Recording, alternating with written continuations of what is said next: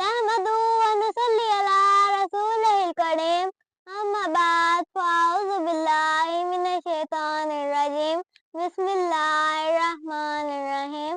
جناب صدر، محترم اساتذہ کرام اور میرے ہم مطلب ساتھیوں، السلام علیکم۔ آج مجھے جس موضوع پر لب کشائی کرنے کا موقع ملا ہے اس کا عنوان ہے 16 دسمبر سانحہ پشاور۔ وہ ظلم نہیں بھولے، وہ شہادت نہیں بھولے، وہ ظلم نہیں بھولے، وہ شہادت نہیں بھولے، معصوم فرشتوں کی عبادت نہیں بھولے۔ بارود کے شعلے وہ تڑپتے ہوئے بچے، بارود کے شعلے وہ تڑپتے ہوئے بچے، ہم لوگ ابھی تک وہ قیامت نہیں بھولے۔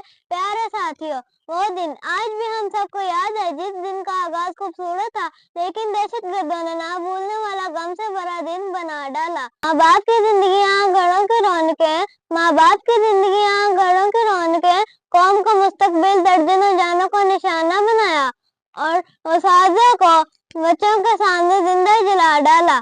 واللہ ظلم کی انتہا کرنے میں کوئی کسر نہ چھوڑی۔